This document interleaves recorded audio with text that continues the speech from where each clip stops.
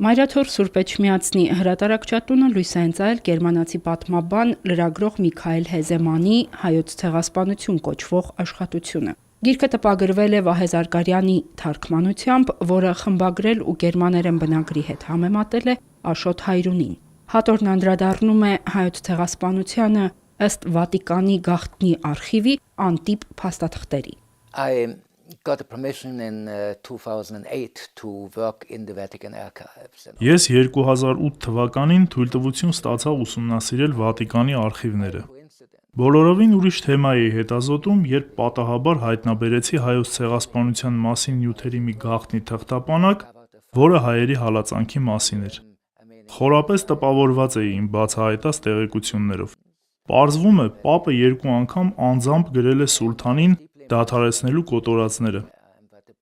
Կապվեցի Գերմանիայում ապրող հայ գործընկերոջս Ազատ Օրդուխանյանի հետ եւ հարցրի. արդյոք հայաստանցի պատմաբանները տեղյակ են այս փաստաթղթերի մասին։ Նա վստահ ասաց, որ ոչ, տեղյակ չեն։ Անգամ դիմեց Հայաստանի Գիտությունների ազգային ակադեմիա եւ ճշտեց, որ նրանք էլ տեղյակ չեն։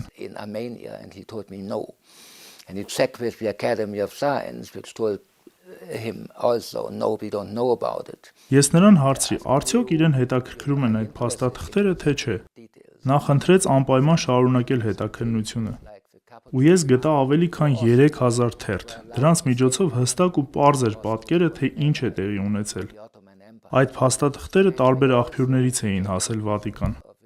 Միքայել Հեզեմանը ուսումնասիրելով Վատիկանի արխիվներում պահվող բազմաթիվ արժեքավոր փաստաթղթեր, վկայություններ, նամակներ ու հաշվետվություններ անառարկելիորեն վերահաստատում է հայոց ցեղասպանության իրողությունն ու ծրագրված իրագործումը։ Բացահայտեցինք այդ սարսափելի դեպքերի մասին վկայություններ, Սուրբ Աթոռ ուղարկված զեկույցներ, որոնք ուղղակի ցնցում էին, սահմռկեցուցիչ էին։ Այդ տեղեկույթը հրապարակվեց իմ գրքում 2015 թվականին Գերմանիայում, եւ դրանց հիման վրա Գերմանիայի խորհրդարանը ճանաչեց այդ դեպքերը իբրև ցեղասպանություն։ And the German parliament to recognize these events as a genocide. Reports from mainly these 3 sources. And so they were basically neutral. Զեկույցները լիովին անկախ եւ հիմնականում չեզոք աղբյուրներից էին։ Չեզոք աղբյուրները շատ ավելի ազդեցիկ ու կարևոր են։ Մեծ նշանակություն ունեին հայ կաթոլիկ եկեղեցուց եկող տեղեկույթները, չէ՞ որ հայ կաթոլիկներ կային այդ բոլոր տուժած տարածքներում։ Միքայել Հեզեմանի գիրքը ոչ միայն ուսումնասիրություն է, որի մեջ ներառված են փաստաթղթեր, այլ նա յուրահատուկ տեսակի փաստաթղթերի ժողովածու կարող ենք նաև ասել, որ հնարավորություն է տալիս որևէ ցեղասպանագետի այդ ուսումնասիրության մեջ առաջին անգամ հրապարակված փաստաթղթերը կրկին ենթարկել հետազոտության, ուսումնասիրության եւ համադրման եւ գալ նոր եզրահանգումների, նոր փաստեր վերհանել եւ նոր իրողությունների մասին խոսք ասել։ Գաղտնի արխիվից հայտնաբերված վավերագրերը նորովի են բացահայտում բազմաթիվ դրվագներ։ Օրինակ, կան տեղեկություններ, որ գերմանացիներից ոմանք դիմել են Գերմանիայի կանցլերին եւ ռազմական հրամանատարությանը, որ կանխեն ջարդը, սակայն թուրքերին դա հետ չի պահել։ Կաթոլիկ եկեղեցին ուղիղ եւ միջնորդավորված փորձեր է կատարել դադարեցնելու կոտորածները։ Արխիվներում Բենեդիկտոս Պապի ձեռագիր նամակի պատճենը կա, ուղղված Թուրքիայի սուլթան Մեհմեդին, սակայն նույնիսկ պապական դիվանագիտությունն է ձախողվել։ Այս բոլոր փաստաթղթերը ներկայացված են թարգմանված բնագրային տեսքով։ Ընդամենը մի քանի շաբաթ առաջ մի եպիսկոպոս սրբադասվեց, որը սպանվել էր հայոց ցեղասպանության ժամանակ։ Իգնատիոս Մալոյան եպիսկոպոսը ճանաչվեց հավատի նահատակ։ Այդ սրբադասումը ցույց է տալիս հստակորեն, որ նա զոհվել է հանուն հավատքի։ Հայոց ցեղասպանությունը վկայում է ընդհանրապես Օսմանյան կայսրությունում քրիստոնյաների հալածանքների մասին, ծրագրված իսլամաֆաշիստական կայսրության կողմից, որը ցանկանում էր ոչնչացնել կայսրության քրիստոնեական տարրը։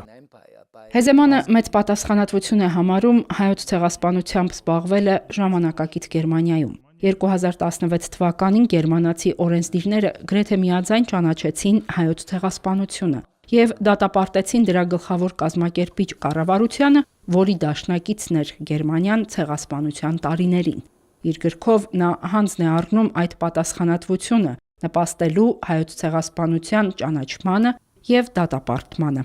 Լինելով օտարազգի, նրա գրած գրքերը եւ ուսումնասիրությունները անշուշտ չափազանց օբյեկտիվ են, ներկայացնում այն, ինչ նա դուրս է բերում չհրապարակված արխիվային նյութերից։ Միքայել Հեզեմանը, լինելով օտարազգի, չէր կարող գիտության օբյեկտիվությունը զոհաբերել այս կամ այն ժողովրդի սիրուն։ Հետևաբար նրա եզրահանգումները հօգուտ հայոց ցեղասպանության անհերքելի փաստերի ներկայացումը պայմանավորված չէ այս կամ այն ժողովրդին սիրելով, ընդունելով կամ հակառակը, այլ զուտ միայն դրանք արտացոլում են գիտական, օբյեկտիվ փաստերը եւ նրա եզրահանգումները հիմնված են այդ օրերին դեռևս չհրապարակված փաստաթղթերի հիման վրա։ Գրքում այդ հանգամանալից տեղեկությունները կաթոլիկ սկզբնաղբյուրների շնորհիվ են։ Մի վավերագրում ֆրանցիսկյան հայրը վկայում է մահերթի մասին, որը տեսել է սեփական աչքերով, սարսափելի մանրամասներով նկարագրելով մղձավանջային տեսարաններ, սովամահ, տանջամահ եղած մարդկանց բազմություն, ցավից, սովից ու սարսափից խելագարված ու հյուծված ժողովուրդ, դիերով պատված անապատներ։ Հիշատակվում են տարբեր հոգևորականների անուններ, թե ովքեր ինչ նպաստ են ունեցել Եղեռնից այսպես մազապուրծ եղած հայությանը օգնելու, ինչ հոգևորականներ են ցեղասպանվել, ինչ եկեղեցիներ են թալանվել կամ հայ առաքելական կամ հայ կաթոլիկ դավանանք ունեցող ինչպիսի առաջնորդներ են նահատակվել, ինչ գրագրություններ են տեղի ունեցել, ովքեր են կարողացել այս ամենը արձանագրել որպես ականատեսներ, այս ամենը անշուշտ գալիս էր համակարգված կերպով Հռոմ եւ անշուշտ Հռոմում տեղյակ էին, թե իսկապես ինչ է տեղի ունեցել կամ ինչ է տեղի ունենում այդ օրերին Արևմտյան Հայաստանում հայության հետ։ Հեզեմանը գրում է, որ հայոց ցեղասպանությանը հաջորդեց ասորի, ապա հույն քրիստոնյաների ցեղասպանությունը։ Երիտթուրքերի ծրագրած կոտորածներին զոհ գնացին եզդիներն ու Դերսիմի ալևիները։ Գերմանացի պատմաբանը հայոց ցեղասպանությունը բոլոր ցեղասպանությունների մայրն է համարում։ Ազգային կրոնական իմաստով միատարր համայնքներ էին թիրախավորված, ինչպես ֆաշիզմը արեց Գերմանիայում, Իտալիայում եւ այլ երկրներում։ Մենք կարող ենք կոչել դա նախաֆաշիստական ցեղասպանություն։ Հետագայում հոլոքոստը ծրագրվեց նույն կերպ։ Հիտլերը ոգեշնչվել էր դրանով եւ 1939 թվականին իր գեներալների հետ հանդիպմանը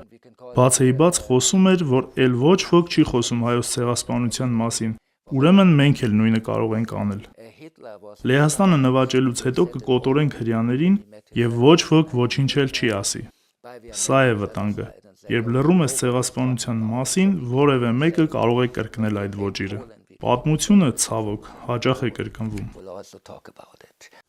1915 թվականի ուրվականները կվերադառնան այնքան ժամանակ, քանի դեռ փորձում են ժխտել նրանց, նշում է Հեզեմանը եւ բարձրացնում նաեւ հայերի հայրենիքի հարցը։ Ինչ պետք է լինի Արևմտյան Հայաստանի հետ։ Ինչ իրավունք ունի ցեղասպանությունն ու հայրենազրկումը վերապրած հայը։ Այս ամենից բացի գերմանացի պատմաբանն իր գրքում անդրադառնում է ազգի անցած ճանապարհին, քրիստոնեության ընթացքին Հայաստանում։